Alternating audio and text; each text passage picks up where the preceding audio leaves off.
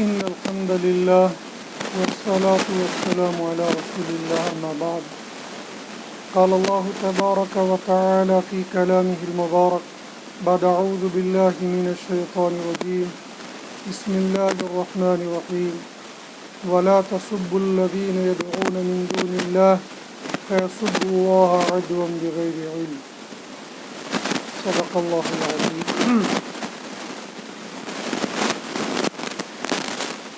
جموں کے اندر جس آدمی نے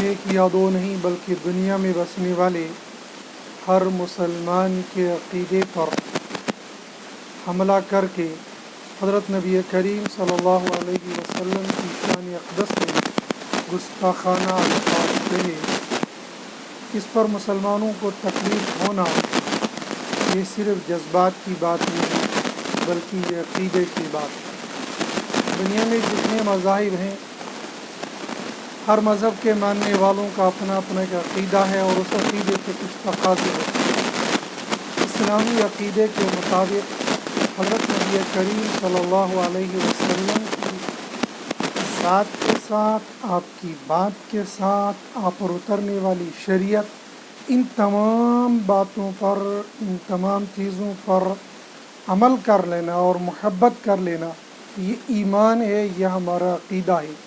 حضرت نبی کریم صلی اللہ علیہ وسلم کی شان اقدس میں اگر کوئی آدمی گستاخی کرتا ہے تو یہ اسلام کے عقیدے پر حملہ ہوتا ہے، اور کسی کا عقیدے پر حملہ کر لینا یہ اسلام پر حملہ ہے. ہم جس جگہ پر رہ رہے ہیں یہاں پر بار بار بھائی چارے کی بات کہی جاتی ہے اور بھائی چارے کو نبھایا جاتا ہے اور نبھانا چاہیے. بھائی چارہ ایک الگ چیز ہے لیکن عقیدہ ایک الگ چیز ہے. عقیدے کا تعلق ہر انسان کے عقیدے کے ساتھ ہے اور بھائی چارے کا تعلق دنیا کی معاشرت کے ساتھ ہے. جیسے اسلام عقیدے کی بات کرتا ہے ویسے ہی بھائی چارے کی بھی بات کرتا ہے. بھائی چارے کو قائم رکھنا یہ اسلام کہتا ہے اور اپنے عقیدے کو بچانا یہ بھی اسلام کہتا ہے.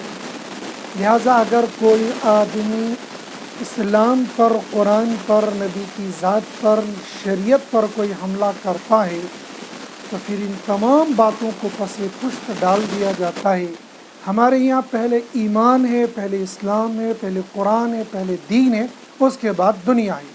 اگر ایمان ہے تو دنیا رہے یا نہ رہے تو فرق کوئی نہیں پڑتا، لیکن اگر خدا نخواستہ ایمان چلا جائے اور ساری دنیا مل جائے تو ایمان والا اس بات کو گوارا نہیں کرے گا. لہذا جس آدمی نے یہ گستاخی کی کہ جتنی مذمت کی جائے وہ کم ہے، اس بات کا ہمیں احساس ہے اور شکریہ بھی انتظامیہ کا ادا کرنا چاہتے ہیں کہ فوراً انہوں نے اس پر قدم اٹھا کر اس بدبخت لعین انسان کو گرفتار کر کے اس کو سلاخوں کے پیچھے ڈال دیا.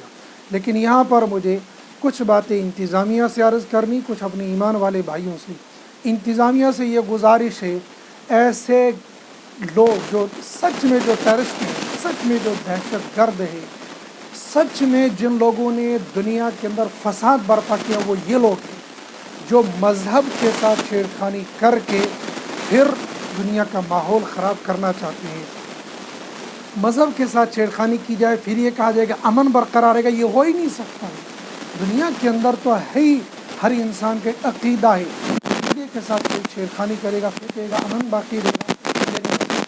لہٰذا انتظامیہ نے جو یہ قدم اٹھایا اس کو سلاخوں کے پیچھے ڈال دیا ہے، بہت اچھا ہے، بہت مبارکباد ہے اور ہمیں آگے بھی امید ہے کہ وہ اس پر کاربند رہیں گے. لیکن جو خطرہ رہتا ہے کہ ایسے دہشت گردوں کو فوری طور پر ضمانت دے کر چھوڑ دیا جاتا ہے، آج نہیں تو کل، کل نہیں پرسوں تو وہ آ کر پھر وہی دہشت گردانہ کام کیا کرتے ہیں. اصل دہشت گردی تو یہ ہے جو امن کو برپا کر لیتے، لیکن ان کو کوئی دہشت گرد نہیں کہتا، ان کو کوئی ٹیررسٹ نہیں کہتا ہے، ان کو کوئی ملیٹنٹ نہیں کہتا ہے. ملیٹنٹ بس مسلمان نظر آتا ہے، داڑھی ٹوپی والا. سب سے بڑا دہشت گرد یہ ہے، سب سے بڑا ٹیررسٹ یہ ہے، خاص طور پر جموں کے اندر جہاں پر بھائی چارہ ہے، یہاں ہندو، مسلم، سکھ، عیسائی سارے ایک ساتھ رہتے ہیں. اس امن کے خدمت کو داغدار کرنے کے لیے ایسے ٹیررسٹوں کا سلاخوں کے پیچھے ہمیشہ رہنا یہی ان کے لیے مناسب ہے۔ ایسے دہشت گردوں کو پھانسی کی سزا ہونی چاہیے، کم سے کم سزا ان کے لیے PSA سے کم نہیں ہونی چاہیے۔ لہٰذا ہمیں امید ہے انتظامیہ سے ایسے آدمی کو کیفر کردار تک پہنچائیں گے، پھانسی کے پھندے پر لٹکائیں گے، یا کم سے کم سزا اس کو PSA ہونی چاہیے۔ یہاں پر میں بھی یہ بھی گزارش کرنا چاہوں گا انتظامیہ سے بھی کہ ہم یہ نہیں کہتے کہ ایک آدمی نے اسلام کے ساتھ اتنا بڑا مذاق اور اتنی بڑی دہشت گردانہ حملہ کیا صرف اس کو سزا دو، نہ۔ اگر کوئی آدمی کسی بھی مذہب کے ماننے والے پر اس طرح کے گستاخانہ الفاظ کہتا ہے، چاہے وہ کسی بھی مذہب کے کسی بڑے جو مذہب کا بانی اگر اس کے ساتھ یا مذہب کے ساتھ کوئی کھلواڑ کرتا، اس کو ایسی ہی سزا ہونی چاہیے، اس کو کھلے عام چوراہے پر اس کو پھانسی کے پھندے پر لٹکانا چاہیے۔ پھر وہ ہندو ہو، مسلمان ہو، سکھ ہو، جو ہو، جو دوسرے کے مذہب کے ساتھ اس طرح کا کھلواڑ کرے گا اس کو ایسی سزا ملنی چاہیے۔ دوسری بات میں یہ مسلمانوں سے عرض کر دینا چاہتا ہوں کہ مسلمان یکدم جذبات میں آ کر بعض دفعہ کچھ ایسا کام کر جاتے ہیں کہ جو مناسب نہیں ہوتا ہے۔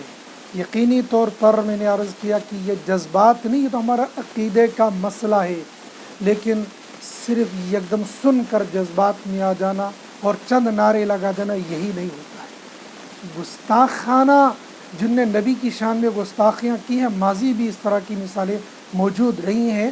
ہمیں سیرت سے یہ سبق لینا چاہیے اور سیرت کا مطالعہ کرنا چاہیے کہ ہمیں کیا کرنا چاہیے اور کیسے لے ہمارے لیے مشعل راہ، ہماری راہبری اور رہنمائی کیا ہو سکتی ہے۔ اس کے لیے بخاری شریف کی روایت، کعب بن اشرف والی روایت کو بہت تفصیل کے ساتھ پڑھ لینا چاہیے۔ ہمیں ہر موڑ پر نمونے ملتے ہیں، ہمیں گائیڈ لائن ملتی ہے، راستے ملتے ہیں، بس ہم لوگ تھوڑے سے نعرے لگا دیتے ہیں، جذبات میں آ کر واہ ویلا کر دیتے ہیں۔ اس کو ہم کافی سمجھتے ہیں، ٹھیک ہے، جمہوری طور پر ہمارا حکومت سے اس طرح مطالبہ ہونا ضروری ہے، لیکن جذبات میں آ کر ہم سے کوئی ایسا کام نہیں ہونا چاہیے جس کی ہمیں شریعت اجازت نہ دیتی ہو۔ وہ کرے جس کی شریعت اجازت دیتی ہے، جس کی سیرت ہمیں اجازت دیتی دی ہے۔ کعب بن اشرف کا حوالہ دے دیا، اس کی اشارہ دے دیا کہ اس واقعے کو پڑھ لینا چاہیے۔ مگر جذبات میں آ کر کہیں مسلمان کسی کی گاڑی کو توڑے، کسی کے مکان کو آگ لگائے، کسی کی دکان کو جلائے، کسی کا مال لوٹے، اس کی اسلام ہمیں اجازت نہیں دیتا ہے۔ جو ہمیں اسلام اجازت دیتا ہے ہمیں ویسا ہی کرنا چاہیے۔ اور آخری بات اپنے ایمان والے بھائیوں سے، خاص طور پر جوانوں سے اور عمومی طور پر ہر مسلمان سے یہ گزارش کرنا چاہوں گا کہ جیسے ہم اس جگہ پر جذبات میں آ کر اپنے آپ پر قابو نہیں رکھ پاتے اور نہیں رکھنا چاہیے، یہ صحیح بات ہے، لیکن میں یہ کہنا چاہوں گا کہ جیسے ہم سے یہ مطالبہ ہے کہ اگر کوئی نبی کی شان میں گستاخی کرتا ہے تو فوراً اپنے ایمان کو حرکت دو اور اپنا وجود ظاہر کرو اور اپنی حاضری کو حاضر بناؤ، یہ ظاہر کر لو کہ ہم زندہ ہیں، ہم نبی کی شان میں اور نبی کے کام پر، نبی کی ذات پر آنکھ آنے نہیں دیں گے۔ وہیں ہم سے یہ مطالبہ ہے ہماری شکل ہو، ہماری رفتار ہو، ہماری گفتار ہو، ہماری زندگی کا ہر عمل حضرت نبی کریم صلی اللہ علیہ وسلم کے طرز عمل پر ہونا چاہیے۔ کیا ہماری شکل نبی کی شکل جیسی نہیں ہونی چاہیے؟ کیا ہمارے اخلاق نبی کے اخلاق جیسے نہیں ہونے چاہیے؟ کیا ہماری نمازیں نبی کی نمازی جیسی نہیں ہونے؟ کیا ہمارے معاملات نبی کے معاملات جیسے نہیں ہونے چاہیے؟ لہٰذا ہم لوگوں کو چاہیے کہ ہم اپنی زندگی کو نبی کی زندگی کے نبی کی زندگی کے طرح بنائیں جو ہمیں نبی نے کہا ہے یا نبی علیہ الصلاۃ والسلام نے ہمیں کر کے دکھایا ہے، یعنی ہماری زندگی اتباع سنت پر ہو، ہماری زندگی شریعت کے مطابق ہو، تو یقیناً جب مسلمان بنے گا تو مسلمان کی طرف کسی کوئی ہمت جرأت نہیں ہوگی، آنکھ اٹھا کر دیکھے گا تو کسی کی ہمت ہوگی نبی کی شان میں اتنی بڑی گستاخی کر لے گا، یہ ہو ہی نہیں سکتا ہے۔